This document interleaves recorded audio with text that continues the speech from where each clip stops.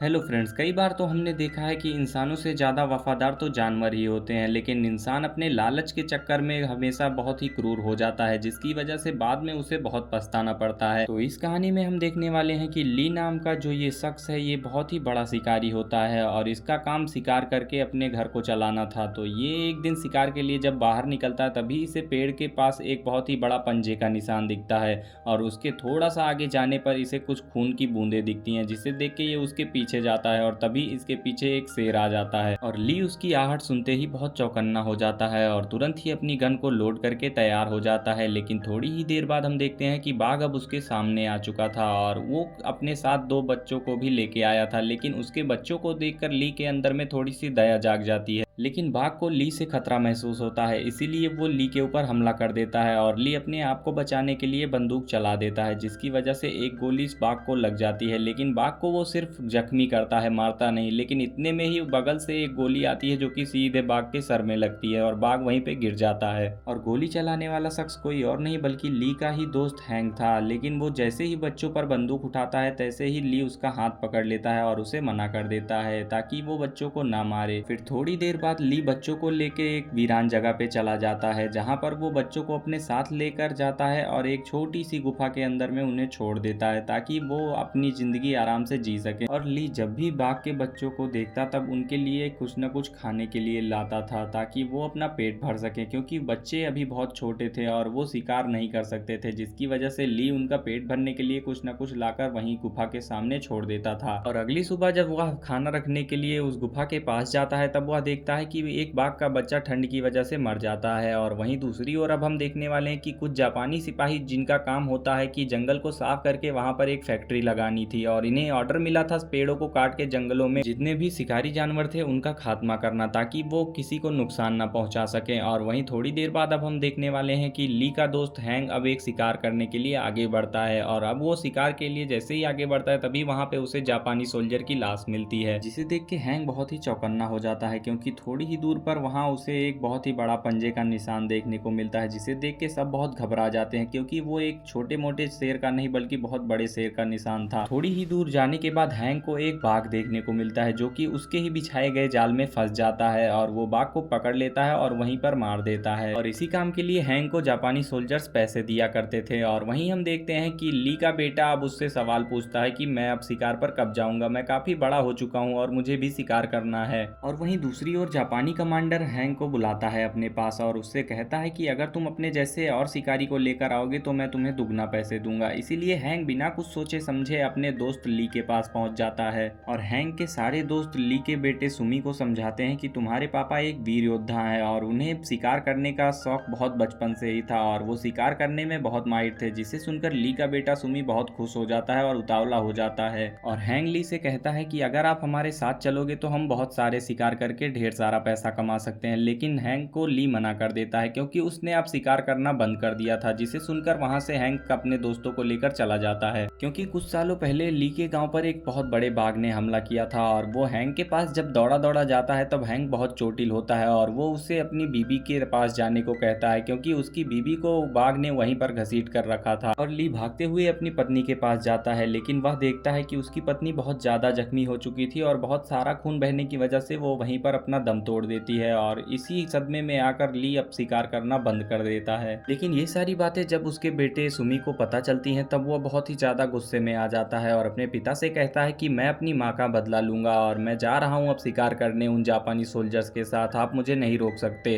ली उसे रोकने की कोशिश करता है, लेकिन वह उसकी बातें नहीं सुनता और वहां से चला जाता है। और जापानी सोल्जर तुरंत ही हथियार को सुमी के हाथ में दे देते हैं और सुमी हथियार लेकर बहुत ही खुश हो जाता है, जिसे देख के वह सोचता है कि वह अब अपनी माँ का बदला पूरा कर पाएगा। लेकिन बगल में खड़ा हैंग यह सोचता है कि अगर ये हमारे साथ चलेगा तो इसका पिता भी हमारा पीछा करते हुए जरूर आएगा। और जापानी सोल्जर अपनी एक टुकड़ी को अब हैंग के साथ दे देता है, ताकि वो जंगल में जितने भी आदमखोर जानवर थे उनका खात्मा कर सके और जल्द से जल्द उनका काम शुरू हो जाए। और ली जब घर पहुंचता है तब वह देखता है कि सुमी घर पर नहीं होता, जिसे देखकर वह जंगल की ओर भागता है सुमी को पकड़ने के लिए। और सुमी भी यहाँ पर अपनी सेना के साथ शिकार के लिए आगे बढ़ रहा होता है। और थोड़ी ही देर के इंतजार के बाद वहाँ पर स्कारफेस आ जाता है, जिसकी दहशत पूरे जंगल में थी और उसे जंगल में कोई नहीं हरा सकता था, और जिसे देखकर सारे के सारे लोग वहाँ पर कांपने लगते हैं। और थोड़ी ही देर बाद वहाँ पर लाशें बिछ जाती हैं और स्कारफेस एक के बाद एक करके सबको मारते चला जाता है। और यहाँ पर सुमी बहुत ज़्यादा डर जाता है और घबरा जाता है, क्योंकि उसने इतना खतरनाक मंजर अपनी ज़िंदगी में पहली बार देखा था। लेकिन स्कारफेस सुमी को देखकर चला जाता है और उसे छोड़ देता है, क्योंकि स्कारफेस कोई और नहीं बल्कि वही बाघ था जिसकी जान ली ने बचाई थी।